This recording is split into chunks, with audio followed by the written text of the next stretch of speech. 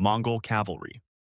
No army could catch them, and that made them deadly. The Mongols didn't fight like everyone else. They moved faster than any force of their time, covering up to 100 kilometers in a single day, often splitting into multiple units and regrouping without losing coordination. By the time an enemy realized what was happening, the Mongols were already behind them. Their strength came from control, not chaos. Horse archers trained to fire accurately at full speed could attack, retreat, and return before the opponent even formed a proper defense. One moment they were running away. The next, they had turned, surrounded, and collapsed entire formations. This wasn't random aggression. It was systemized warfare. Feigned retreats pulled enemies out of position. Signals carried across distances kept units synchronized. Every move had a purpose, and every mistake by the enemy was punished instantly. And then there was the fear. News traveled slower than the Mongols themselves. Cities often heard what happened to others too late. Some surrendered without a fight, knowing resistance had already failed elsewhere. They didn't rely on one great battle. They repeated this process across regions, against different armies with the same result. They didn't just win, they made defeat inevitable. The Mongols made victory feel automatic until one army changed that. Mamluks. For years, no army could stop the Mongols, and that made every battlefield feel already decided. The Mongol system had broken through empires, cities, and armies across continents. Their speed, coordination, and relentless pressure had turned resistance into a losing equation. Most opponents didn't fail slowly. They collapsed completely. The Mamluks approached that problem differently. They were trained as elite cavalry from a young age, drilled in discipline, coordination, and timing. Their structure allowed them to respond quickly, hold formation, and adapt under pressure. This wasn't a force built on numbers, it was built on control. When confrontation became unavoidable, they didn't rush into the same patterns that had failed others. They absorbed pressure, maintained cohesion, and waited for the right moment to shift the momentum. Engagements were measured, not reactive. Then came the turning point at Battle of Ain Jalut. The Mamluks held their ground, disrupted the Mongol advance, and executed coordinated counterattacks at critical moments. The Mongol force, used to overwhelming opponents, was forced into a sustained fight it couldn't quickly dominate. That break mattered. It proved something no one had demonstrated before, that the Mongols could be stopped. And once that idea existed, the certainty around Mongol victory disappeared. They didn't just win a battle, they changed what was possible. Now, stopping an empire is one thing. Never breaking under pressure is something else. Spartans.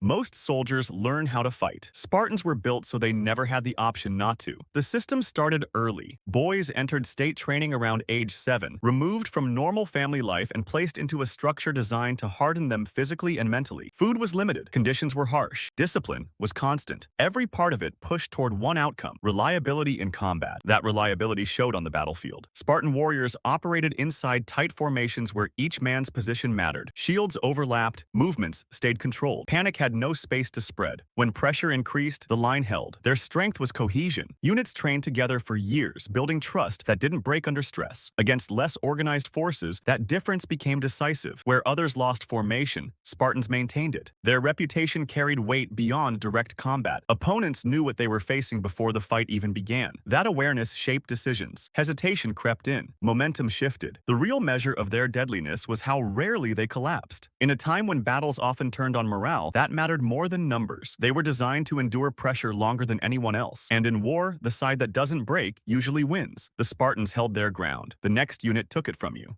Winged Hussars. Some battles end slowly, others end the moment one side breaks. The winged hussars were built to force that break. Heavy cavalry, trained for timing and impact, they didn't grind opponents down over hours. They hit once, at speed, and expected the line to collapse. Everything about them supported that role. Riders carried long lances designed to strike before contact, giving them reach against infantry and other cavalry. Their formation stayed tight as they accelerated, building momentum across open ground. At full charge, they could reach speeds close to 60 kilometers per hour, turning formation into force. Before the impact, there was the buildup, the sound of hundreds of horses closing distance, the visual of armored riders advancing in formation. Pressure started before contact, and that pressure affected decisions. The key was timing. Hussars didn't charge randomly. They waited for weak points, moments where the opposing line showed instability. When they moved, it was coordinated and deliberate. Then came the collision. At battles like Vienna in 1683, their charges broke through formations that had held against prolonged fighting. Once the line gave way, recovery became difficult, momentum shifted quickly, and control disappeared. Their effectiveness came from ending fights early. They didn't wear armies down. They broke them in a single moment. The Hussars ended battles in seconds. The next unit operated where battles never happened. Varangian Guard. In a city built on betrayal, loyalty became the most dangerous weapon. Constantinople was full of shifting alliances, palace plots, and sudden reversals. Power could change hands quickly, and trust rarely lasted. Emperors needed protection, yet the people closest to them were often the biggest threat. The Varangian Guard changed that equation. They were outsiders, mainly Norse warriors, brought in precisely because they had no ties to local politics, no family influence, no factions. Their role was clear: protect the emperor, enforce his will, and remain dependable in a system that rarely was. Physically, they were built for impact. Armed with large axes, they fought as heavy shock troops in battle and stood as an unyielding force inside the palace. Their discipline and strength made direct confrontation a risk few were willing to take. Their ranks included men who carried that experience far beyond Byzantium. Harald Hardrada, later king of Norway, served in the Varangian Guard for years, fighting across the empire from Bulgaria to the eastern Mediterranean. He returned north wealthy, battle-hardened, and with a reputation strong enough to claim a throne. That consistency mattered more than numbers. While other units hesitated or shifted allegiance, the Varangians held their ground. When decisions had to be enforced quickly, sometimes within minutes inside the palace walls, they were the force that made them real. The turning point in their legacy was repetition. Over years of service, they proved reliable in a place where reliability was rare. In a city where loyalty could be bought, traded, or broken, theirs held. They held the line for the emperor. The next unit decided who the emperor was. Praetorian Guard.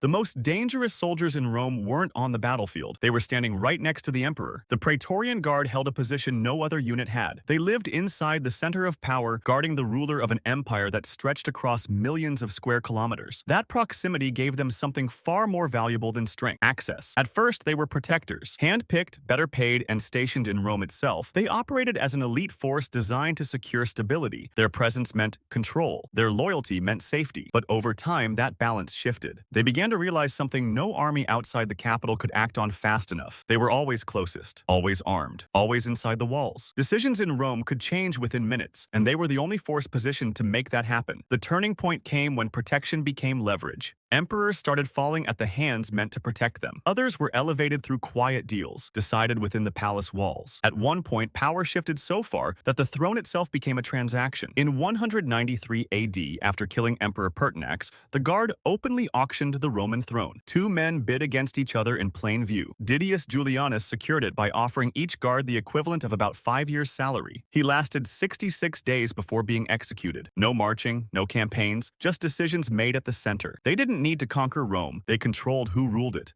The Praetorians controlled power up close. Others removed it entirely. Hashashin.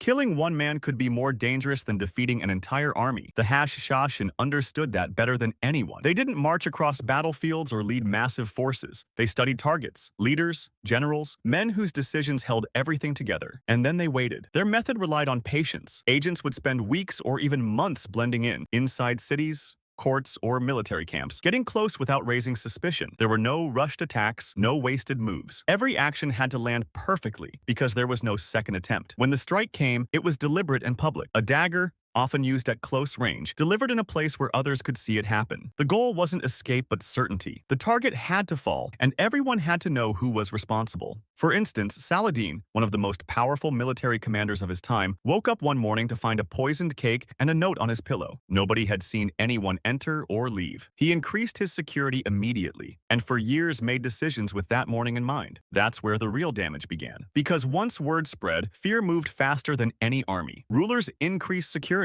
Paranoia crept into courts. Decisions slowed. Trust collapsed. The threat was the constant possibility of death, anywhere, at any time. And unlike traditional forces, their size stayed small. A few operatives could destabilize entire regions by removing the right individuals at the right moment. They didn't need numbers. They needed access. Undeniably, precision changed history. The next unit turned it into a repeatable strategy. British SAS.